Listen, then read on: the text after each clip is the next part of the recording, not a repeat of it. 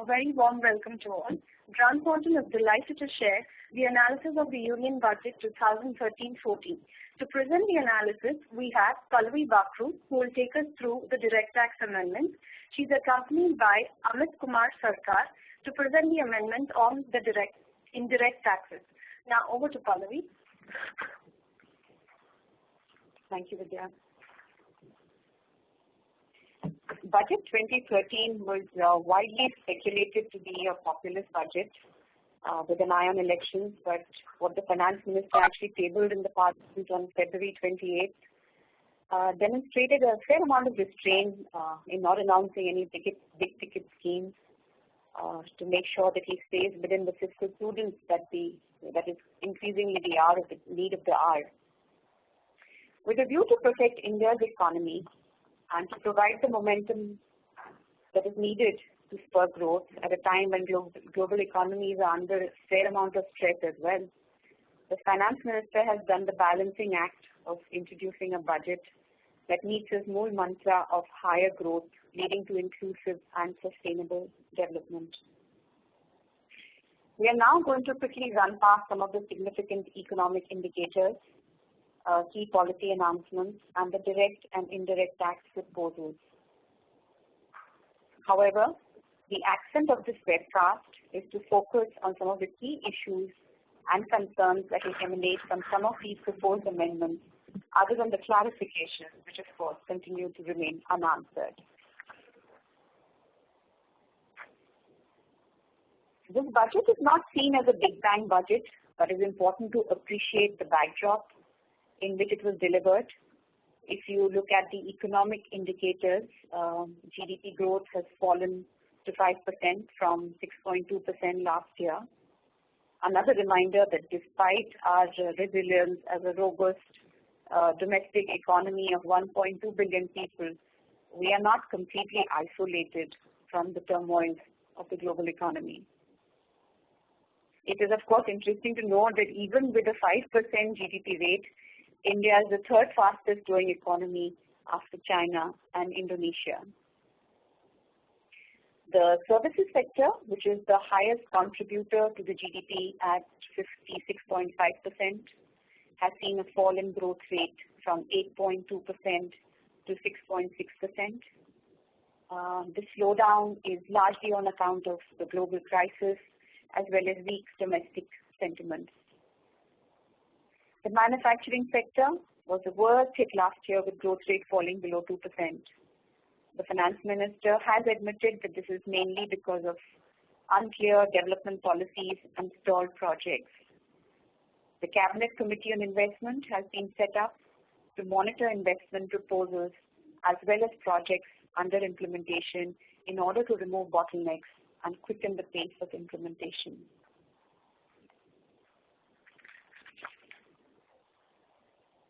Inflation has been a cause for concern for the last couple of years, and the government has managed to bring down the headline inflation rate to a 3-year low at 7.55% and the core inflation rate to near about 4.2%. The finance minister has also admitted that they have limited control over inflation arising from import, but in order to protect the savings from inflation, he has proposed to introduce instruments like the inflation index bonds or inflation index national security certificates to provide some relief to small and medium taxpayers. Coming to foreign exchange reserves, these are testing times. The valuation of the rupee as compared to the dollar, the euro and the pound, and our burgeoning bill of imports on account of oil exports has led the finance minister to make the statement that we need foreign direct investment. It is not an option, but an imperative. Now let's take a look at some of the key policy announcements. The finance minister has endeavored to focus on giving impetus to infrastructure, manufacturing, and the agriculture sectors, as they are the three crucial pillars of our growth story. He has projected investments of rupees 5,500,000 crores in infrastructure to garner these funds. He's encouraged the setting up of infrastructure debt funds and allowed the use of tax-free bonds to be issued up to 50,000 crores. There's been 22% additional allocation for resources to the Ministry of Agriculture, and a lot of stress is being laid on agricultural research. The Finance Minister also made a note that the Direct Tax Code is under review, and he shall attempt to take the same in the current budget session of the Lok Sabha after receiving the recommendations from the Parliamentary Standing Committee. This may not necessarily bring joy to a lot of people within the industry, as the Direct Tax Code probably has more detractors than supporters. He's also proposed the introduction of the Insurance Laws Amendment Bill and the Pension Fund Regulatory and Development Authority Bill.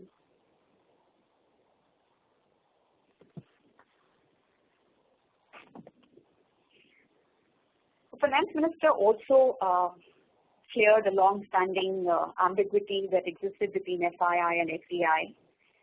He has said that investors having a stake of less than or equal to 10% would be treated as FII, and those having a higher stake would be treated as FDI. And a committee would be set up to work out the details. Of course, our view is that an investment-linked threshold may not be the best criteria for distinguishing between FII and FDI. One must also bear in mind that FIIs are in any case governed by a special taxation regime. So whatever the committee works out should make sure that there are no overlaps that usually happen when these quick clarifications are brought out. With a view to bringing the best global practices, he's also made a mention of setting up a Tax Administration Reform Commission. We just hope that this commission would look at policies, global best practices, and make sure that the current system, which is so fraught with litigation, will be brought down. Mr. Chidambaram is also very fond of introducing new taxes, and this year has been no exception. He's introduced the commodity transaction tax, which is to be levied at 0.01% on derivative trading in commodities. He has, of course, excluded agro products from the ambit of commodities transaction tax, and these would largely be applicable on other products like gold and silver and such other commodities, of course. It essentially means that the transaction cost of operating on commodity exchanges would now go up.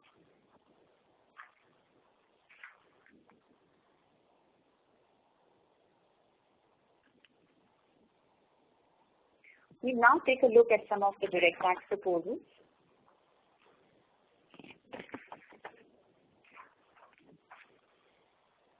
There's been no change in the basic tax rate. So, it's been on everybody's wish list that the basic exemption limit should go up. But given the constraints within which the government is working in trying to mop up more taxes, that has definitely not happened.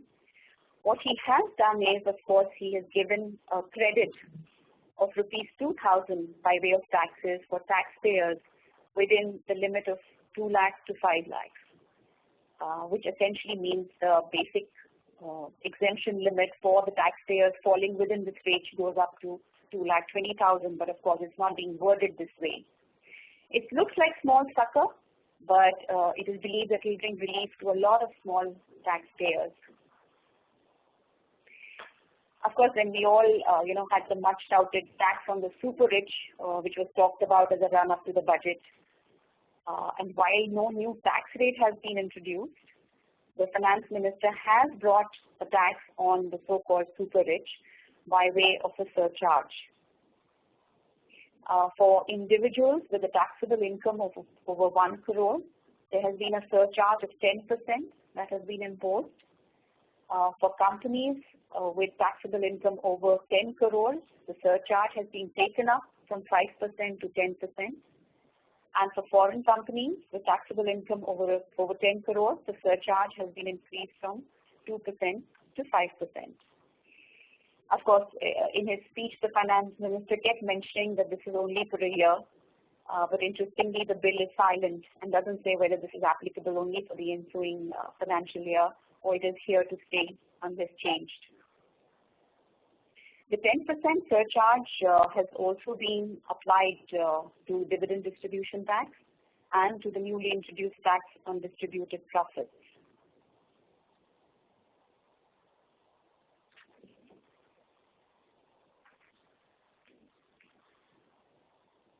So giving a boost to manufacturing, the finance minister has proposed it's almost like a reintroduction of the investment allowance, which used to exist earlier, of 15%, where a manufacturing company invests over rupees 100 crores in plant and machinery. I think the two most operative points to consider here is investment more than 100 crores and the others plant and machinery. They have been fairly definitive in defining what plant and machinery is. There are specific exclusions to say that it does not include computers and office equipment. It does not include any fixtures being added to a guest house. And it's interesting to note that this is available for a window of 2 years from April 2013 to March 2015. He has also extended the sunset clause for setting up of power generation and distribution companies to enable them to claim tax benefits under Section 80IA by another year, taking the deadline to 31st of March 2014. Our understanding is that this is really being done to give companies more time to get operational. We all know that power companies are struggling either with their environmental clearances or funding and have not been able to begin operations.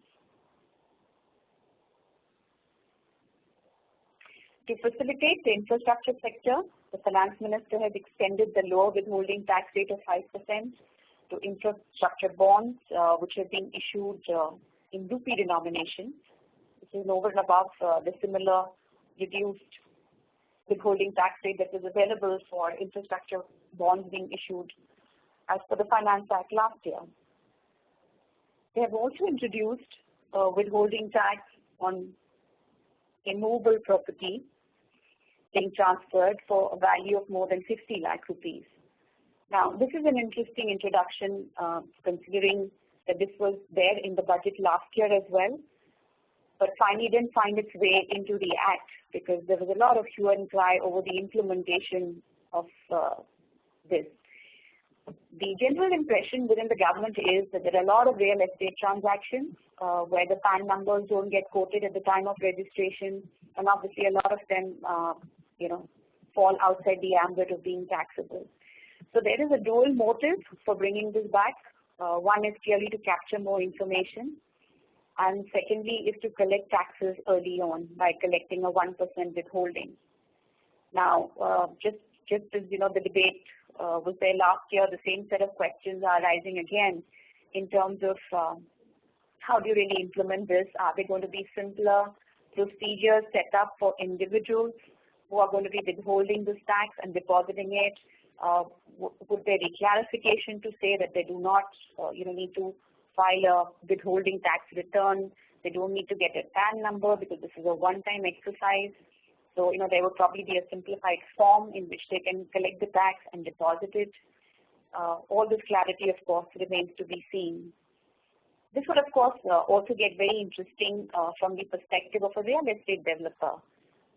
Just imagine a developer who's, developed a township and is probably going to, sell hundreds of thousands of apartments.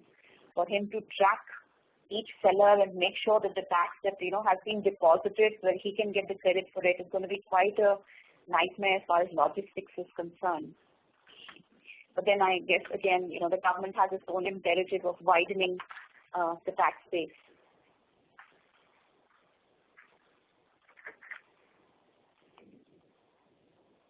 On the personal taxation front, not very much has been done other than a little bit of tinkering here and there for premiums on insurance and, policies that get covered under general health checkups and stuff.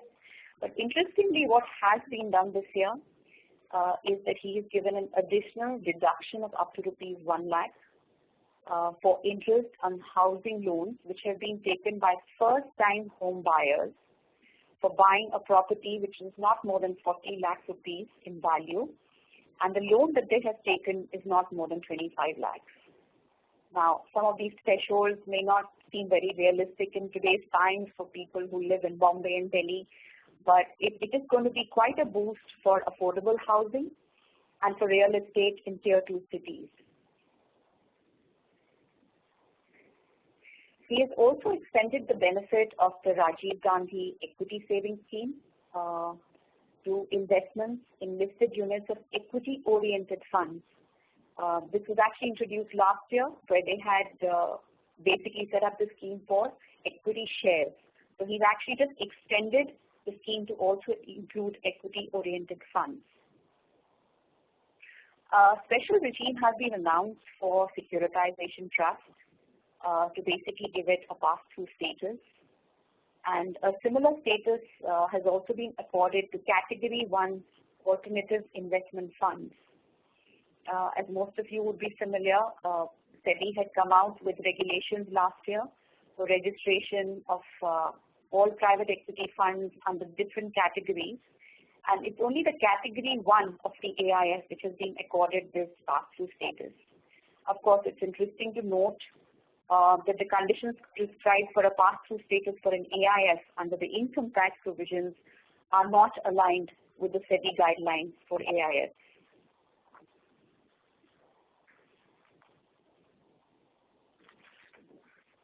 And I guess now we will focus our attention to some of the amendments that have been proposed which are worthy of a discussion.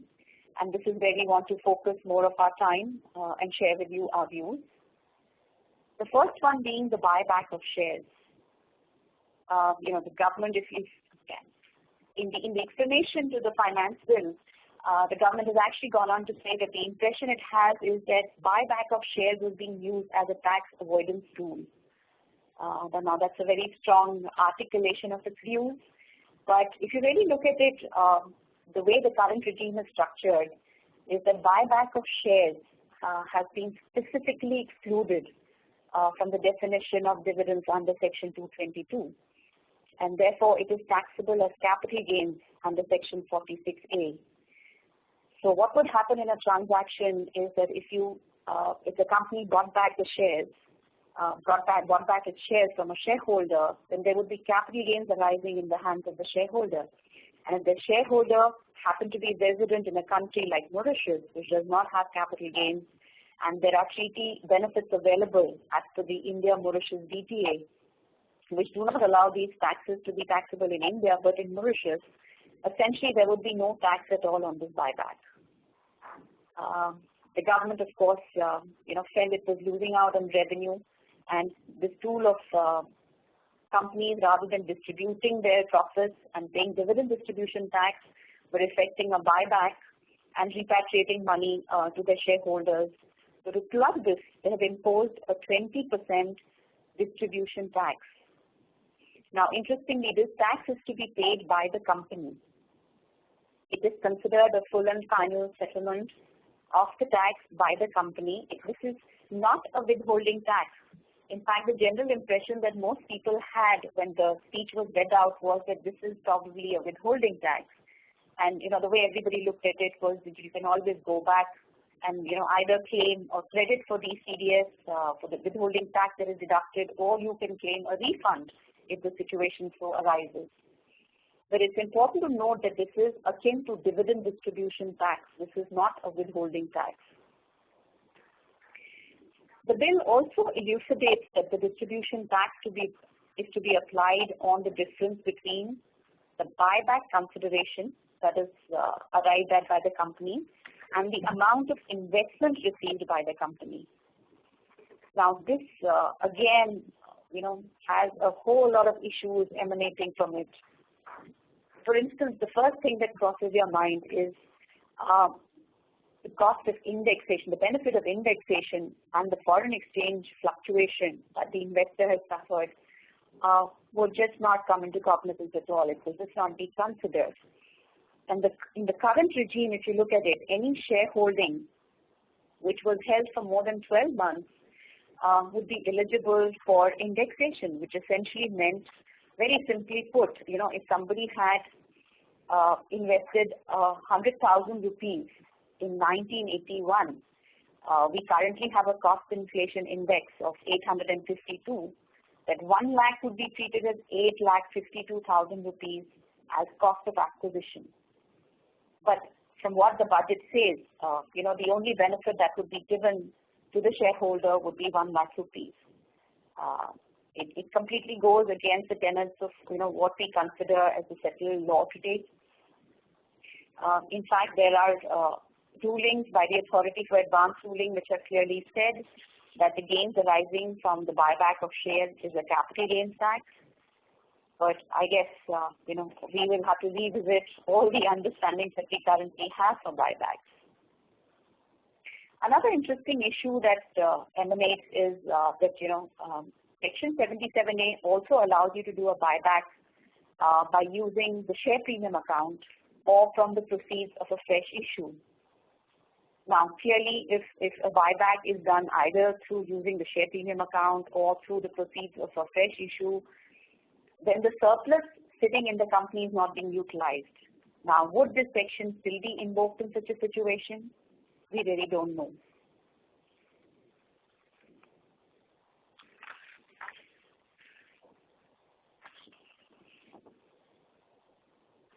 The other issues that also arise are, what happens if the shareholder actually acquired the shares through a secondary purchase.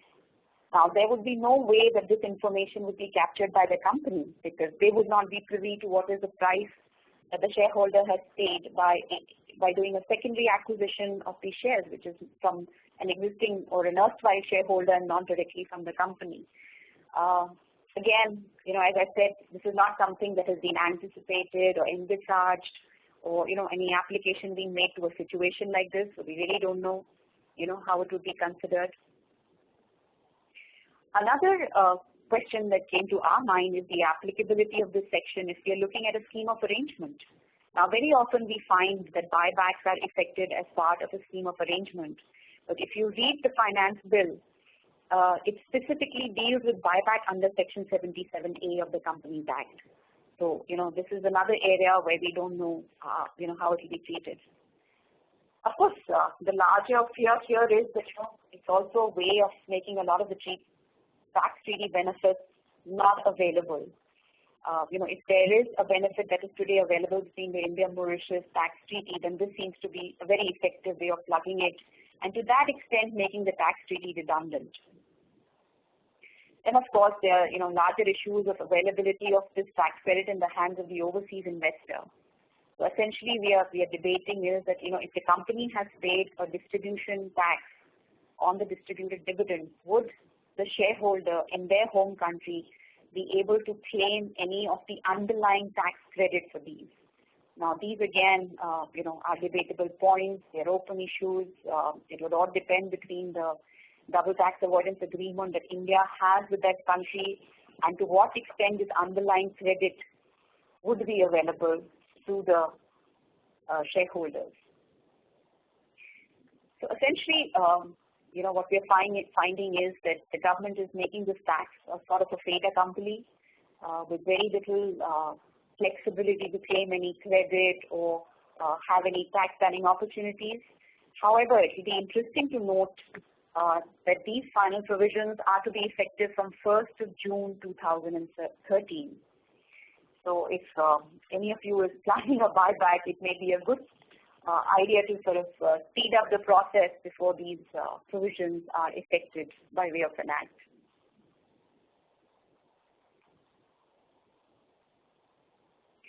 Another thorn in the flesh as far as tax is concerned has been tax residency certificates. This was something that was actually introduced in the Finance Act last year, where it was made mandatory for assessees to produce a TRC to be able to claim treaty benefits. We've seen the kind of issues that arose in terms of assessees being able to procure a TRC, because obtaining a TRC has its own share of angst. The Indian revenue authorities had given a format of a TRC which required certain mandatory information like the name of the assessee, the country of residence, its tax identification number, its legal status, the period for which the certificate is valid. And in case of individuals, of course, it also required the nationality of the individuals. Now, for a lot of assessees, this has been a nightmare because their jurisdictions don't necessarily acknowledge this format or are willing to give information in this format.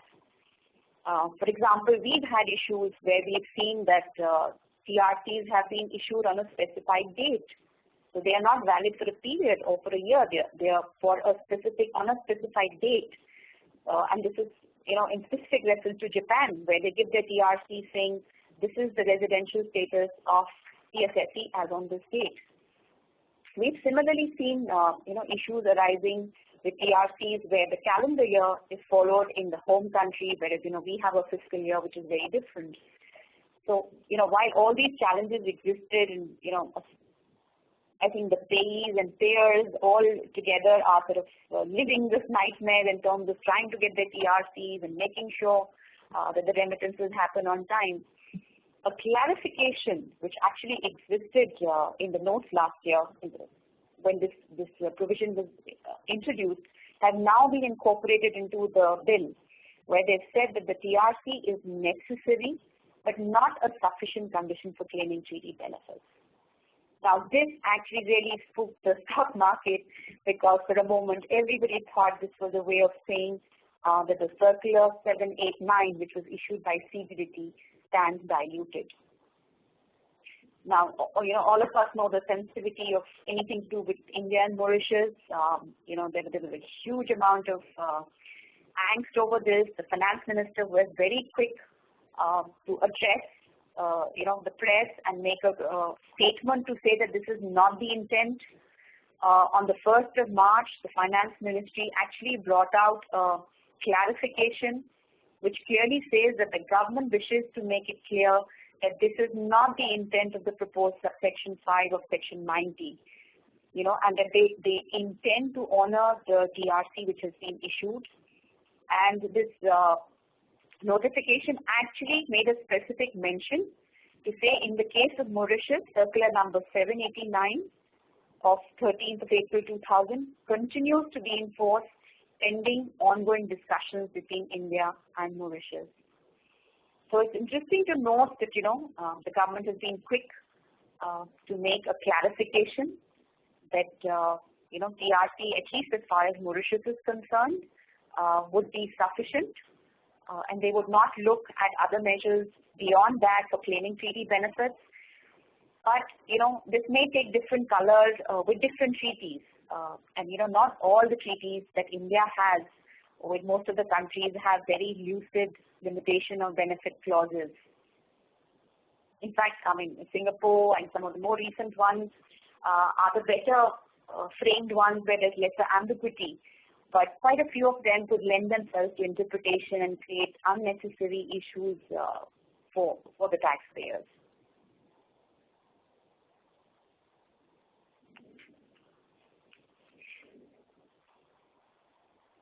Another issue which has arisen has been because of the rate on withholding tax on royalties and fees for technical services being increased very drastically from 10% to 25%.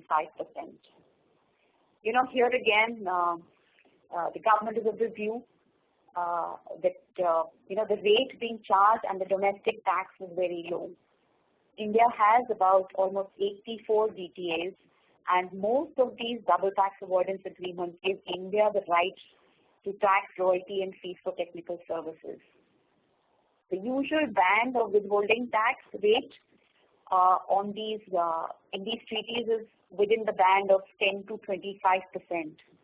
And because the domestic rate of withholding was 10%, what usually would happen is that the foreign recipient of the royalty or the fees for technical services would obtain a PAN number, and based on that PAN number, they would simply, withhold a 10% of TDS and, take the money back to their home country.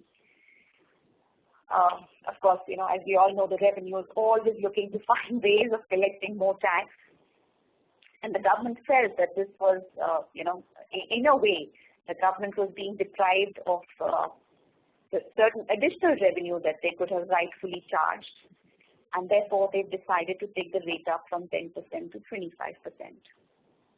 So we've done a little analysis to give you all what the impact of this is going to be because of the hike in the withholding tax rate. What is also interesting to note here is that what has now happened is that you don't just need a TRC for claiming treaty benefits. You will just as well also need the PAN number. Now, 206 AA used to say earlier that you need to have a PAN number if you want to withhold your taxes at a rate lower than 20%. Now, in this case, what will happen is because the maximum rate under domestic tax has now become 25%.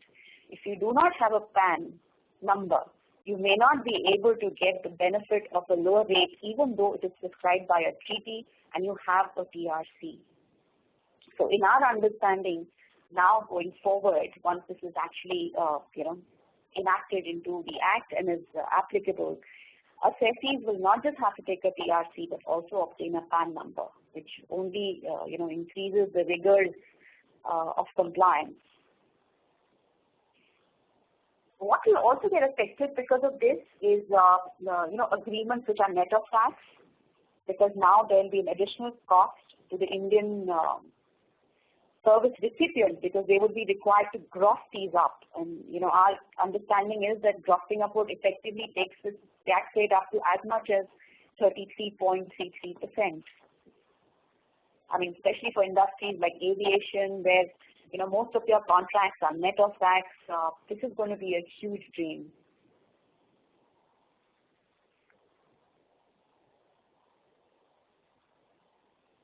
Another is the clarification on foreign dividends. In the last budget, a provision had been introduced to encourage Indian companies who have subsidiaries abroad to repatriate their foreign dividends. Just to jog everybody's memory, foreign dividends are otherwise taxable at the maximum marginal rate, but a concessional rate of 15% was extended to encourage Indian companies to repatriate their accumulated profits in their subsidiaries abroad.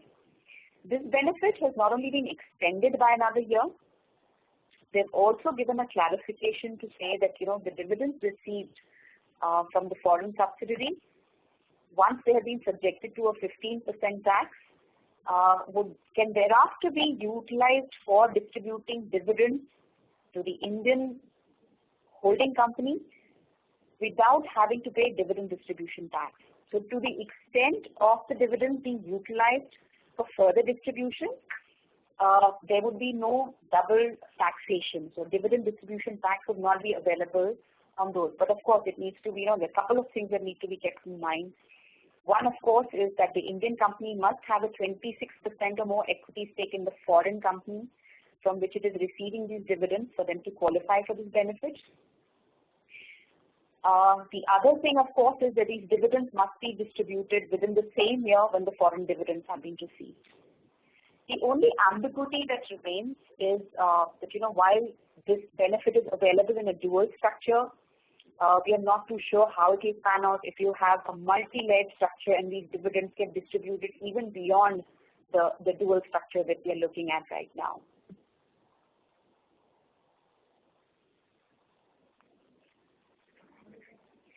The major introduction this year has been GAR. Of course, the government had made a pronouncement in the month of January to say that they would be taking on record a lot of the recommendations of the Shom Committee report, and not all, but at least some of the significant recommendations of the report. And now this, I guess, just introduced it into the Act and made it a part of it to be effective from 1st of April 2016. So they've essentially deferred it by 2 years. Some of the interesting highlights that we would like to walk you through is, one is that they have made the impermissible avoidance arrangement to only include arrangements which have the main purpose of avoiding tax. Now, this was a very debated issue because one of the tested conditions earlier said one of the objects and not the main object. So they have taken on record this recommendation and accepted it, which is a very welcome move. the GAR approving panel, which was a huge source of concern again because it had a majority of people from the revenue department, has been broad-based to now include, somebody from the judiciary and somebody from a very diverse background of business and international trade practices, largely to bring more objectivity to the panel. The directions of the approving panel shall be binding on the assessee. Now, this is a new one. The initial thought was that this would be binding on the department, but they have gone on to say that this shall be binding on the assessee. And, we are at a bit of a loss to understand what this really means, because while it says binding on the assessee, there is a provision under Section 253(1)(e) where the assessee can actually go to the ITAT if agreed by the ruling of the panel. We really don't know what this means, because typically when any ruling of the department is binding on the assessee, the usual recourse is a writ petition, like we currently have under rulings of the authority for advance rulings. But then again, we wait to have clarity on this issue as well. As I mentioned earlier, it's not as if all the recommendations of the Shom Committee have been accepted, and some of the significant ones, which have not been accepted are issues like, it was proposed that there should be a negative list to cover things like intra-group transactions, business reconstruction, share buyback, dividend distribution, choice of funding through debt or equity. These were items that, were considered should be kept outside the ambit of GAR. No mention of these has been made in the way the provisions have been introduced in the Act. It was also recommended that GAR should not be applicable where there is a provision for transfer pricing and suitable anti-avoidance measures are already in place, whether, by way of transfer pricing. There was also a threshold limit that was suggested of 3 crores. The transactions below this should not fall within the ambit of GAR. That again hasn't been addressed. And of course, the most important being that there should be a cutoff date, beyond which one should not go back to look at items for GAR. And this is largely to ensure that GAR also doesn't turn out to be a retrospective amendment by picking up transactions that transpired a decade ago and are being now penalized at the time of exit. But of course, as I said, these are significant items that have not been covered, and the current provisions are silent on these. So, the way it stands today, GAR is a reality. It's here. It will sort of take more shape over a period of time as clarifications come by. It will be effective from the financial year 1st of April 2015. And now I hand you over to my colleague Amit Sarkar to walk us through the indirect tax proposals. Thank you so much, Pallavi. Well, as everybody is now aware, indirect tax as part of the budget initiative is more of not making too many changes than making all the structural changes that we have in indirect tax come to expect every year in the budget. So, frankly, from an indirect tax perspective, it's been a very quiet budget, and I may probably extend my neck and say thankfully so, since the industry did need some breathing space to incorporate quite a lot of changes that were becoming almost an annual event over the last 4 financial years. However, given the fact that we normally operate with multiple indirect taxes, it is equally obvious that some amount of tweaking, some amount of changes is something that the finance minister cannot do without. We are just probably walking you through some of the headline items of changes that have happened under various indirect taxes. The big ones, of course, is the abatement of construction services, which was earlier standard across all types of residential units without any square feet area or value caps, is now brought into a 2-slab rate, which is the standard 25% of taxable value to be taxed under service tax, and now 30% of taxable value to be taxed under service tax for values which are more than 1 crore or for square feet area which is more than 2,000 square feet. So what would that imply? It would mean that if you have a house and you are buying the house for more than 1 crore, you will now be required to bear an additional service tax to the extent of almost approximately 50 to 75,000 rupees, which is going to be applicable from 1st of April.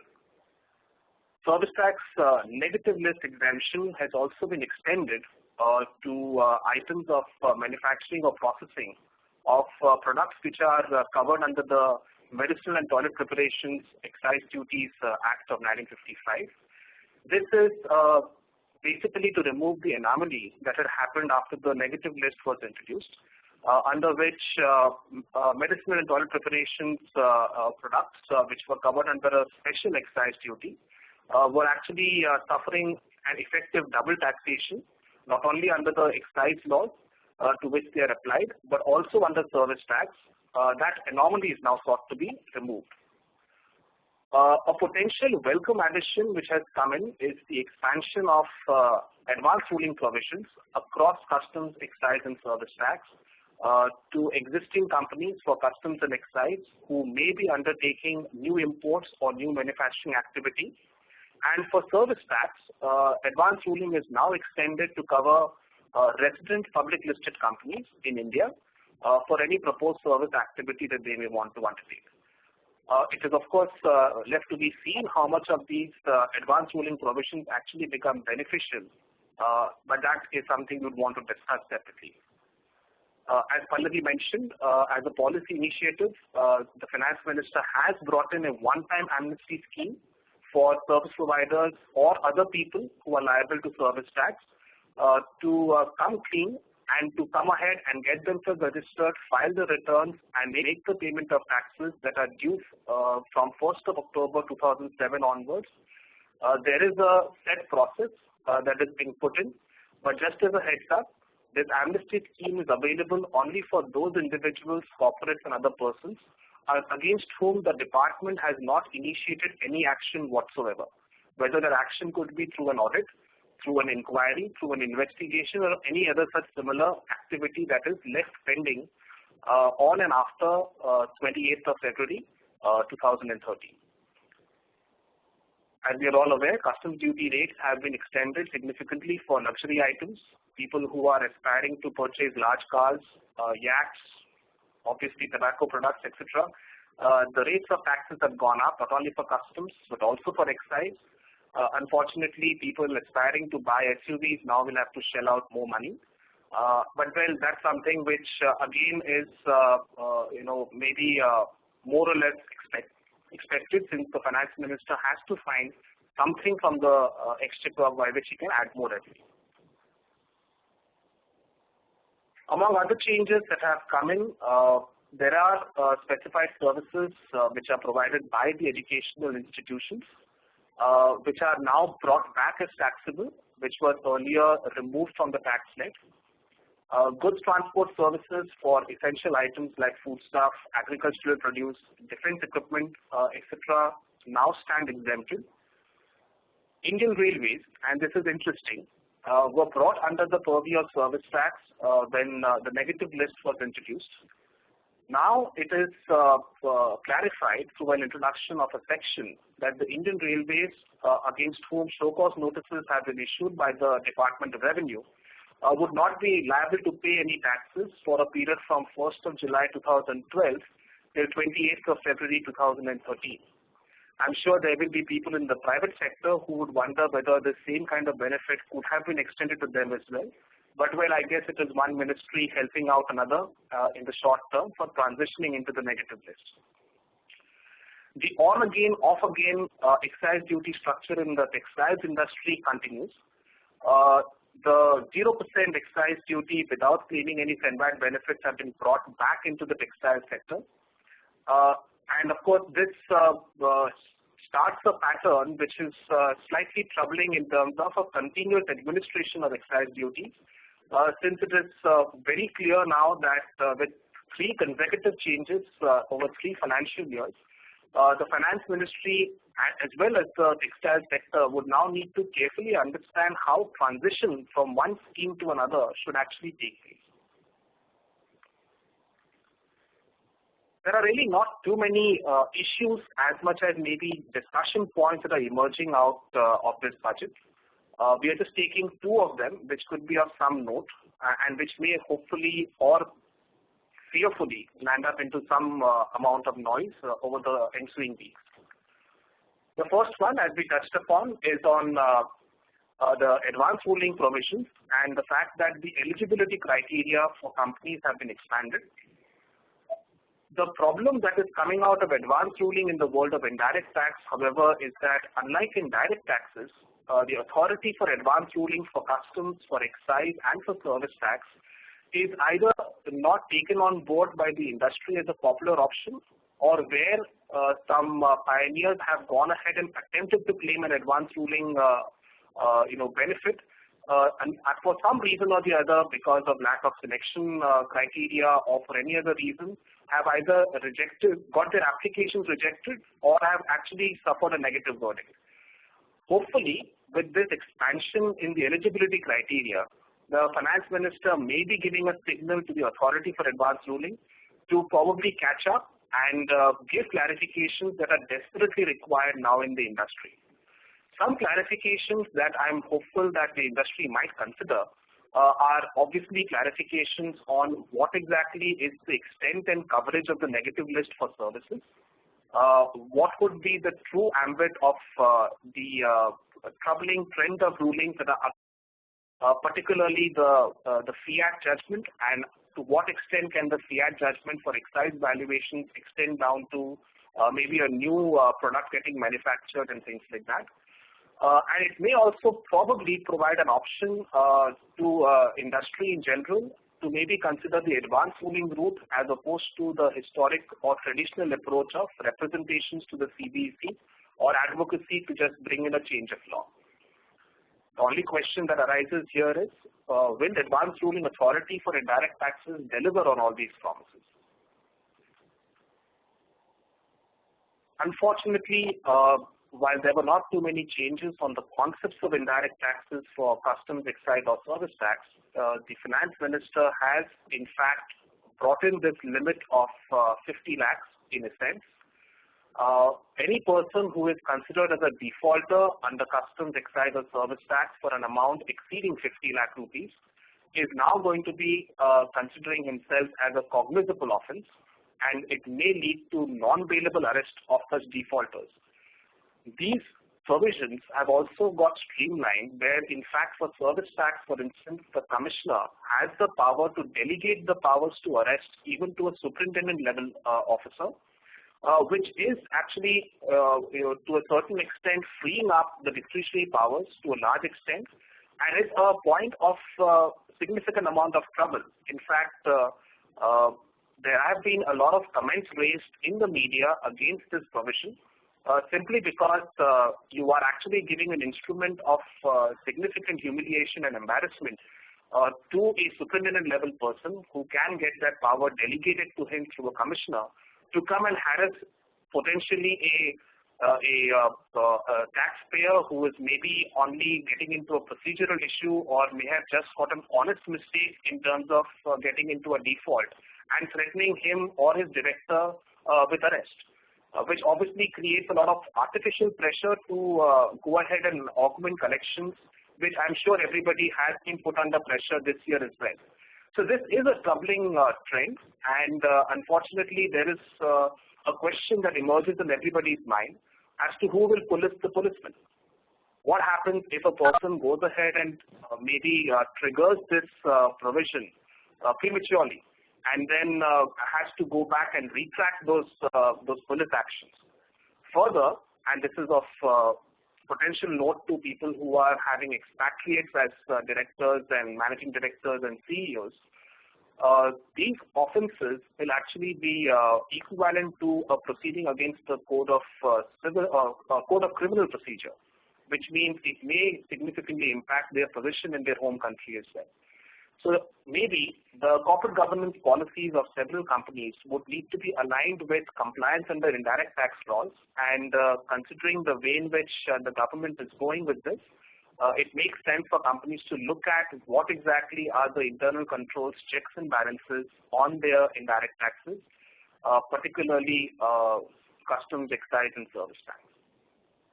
If that was not enough, they also are proposing to levy a personal penalty of up to 1 lakh rupees for defaults done of a specified nature, such as a continuous evasion to pay service tax, such as issuing invoices without having performed a taxable activity and things like that, which can be applied to every director, manager, secretary, officer, or any other person who is authorized to be responsible for the company's affairs and who is directly responsible for having performed such evasion or wrong issuance of invoices and things like that. This personal penalty it can be applied to each and every person, or it can be applied directly to the person who is most directly involved, which means whoever is the authorized signatory in a return, whoever is the authorized signatory of an invoice is unfortunately right in the front line to ensure that compliances are done and adequately taken care of. One important aspect to note here is one of the offences which may attract this personal penalty is a case where a person has gone ahead and issued and collected service taxes from his customers, but has for whatever reason failed to deposit that with the central government for a period of more than 6 months. Again, the question that emerges is with the shift in taxation which happened a couple of years back for service tax, from payment basis to accrual effective basis, would you consider the fact that you have just raised an invoice, which maybe on the other side has been potentially claimed as a credit, is that effectively equal to a collection of tax from the customer on which whether or not you have actually received the money, you would need to go and make the payment of tax out of pocket, else attract for yourself a penalty of 1 lakh rupees. Which comes to the summary slide, and I hand over to Pallavi, maybe sign off. This is the interesting one on unresolved issues. Of course, there are quite a few, but we've only picked up on the significant ones, to talk about them today with you all. And I keep saying this, it is not without reason that Vodafone, continues to stay in our collective memories. And that's largely because there was a huge expectation that the finance minister would clarify taxation of indirect transfers. The amendment was brought in the Act last year, and we've all seen what ensued thereafter. But there's a lot of clarity expected, specifically on terminology like substantial. What is substantial? Is 26% holding substantial? Is 50% or 51% substantial? When you say value, what does value mean? Is it market value? Is it book value? When you say indirect holding, how many layers are we looking at when we say indirect? There is no clarity, on any of this nomenclature that has been used in the Act. In fact, the government has on numerous occasions made a mention to say that even in cases like these which are picked up for taxation of indirect transfers, no interest or penalty would be levied. Now, we are all aware that, Section 119 has a provision to exclude certain class of taxpayers from the rigors of interest and penalty. But again, no circular to this effect has been issued. The other interesting area is transfer pricing, which has historically been an area of litigation. The whole situation has only got compounded now with things like intangibles. The classic case being the extent of allowability of advertising and marketing expense in the case of LT Electronics. We've seen the state of decent notices to companies on issue of shares, which has opened another Pandora's box. Domestic TP has anyway been struggling, for clarity on issues like benchmarking of remuneration to directors. It's surprising, but in all that has been said and done in this budget, there's complete silence on some of these issues. Of course, the finance minister did make a mention that, the Rangachari committee report is expected by the 31st of March. They're working on suggestions for safe harbor rules for certain sectors. But then again, we have to wait and watch. It's very important to note that we don't necessarily need a budget speech or the budget as an occasion for a lot of these clarifications to be given. But it's just because, they hadn't come so far, one just anticipated, it would be a part of the budget that's being introduced. But having said that, nothing really stops the government from clearing the air on any of these issues in the next couple of weeks, months. The sooner the better. And of course, there was a mention of GST, and I think, Amit, it will be best if you can tell us, what is going to be the future for GST. There's again no definite timeline that's been defined. Well, GST, unfortunately, is, as the finance minister himself mentioned, a combination of hope and courage. We from the industry probably are in the eternal hope that the government, both center and states, have the courage to go ahead with the GST implementation. The trend of encouraging sounds continue. The finance minister has assured the House that the first installment of compensation against notional loss of removal of CST, which was a significant stumbling block, is now being allocated in the budget spend. State governments can hopefully get encouraged by it. But again, much needs to be done. Frankly, there is a set of 5 specific steps to bring in GST, of which the government unfortunately has not even started the path. So we are hopeful that in the next session, the monsoon session, something can emerge. Of course, as Pallavi, you rightly pointed out, the finance minister could have used the budget to provide much needed clarity on excise valuation in light of the Supreme Court verdict for fiat. But again, it's an opportunity missed, and the clarification has not quite come through. One only wonders whether the clarification may eventually just pop in one fine morning in everybody's desk, or whether the finance minister may just wait for the courts to probably see what the new trend of valuation rules could be before he finally decides which way to go.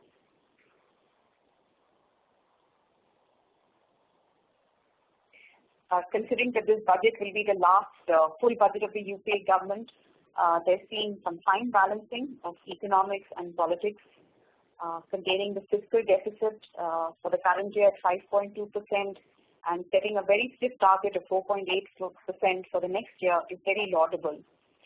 Of course, the finance minister has played Robin Hood by collecting more from the so-called super rich and given it to the poor, the youth, and the women. He's made a bold announcement to say that he would like to see doing business in India as easy, friendly, and mutually beneficial. I guess now all eyes are on India to see if we walk our talk. We thank you for joining us on this webcast. Our Q&A lines are open for another 30 minutes. Do feel free to write into us. Thank you. Bye-bye.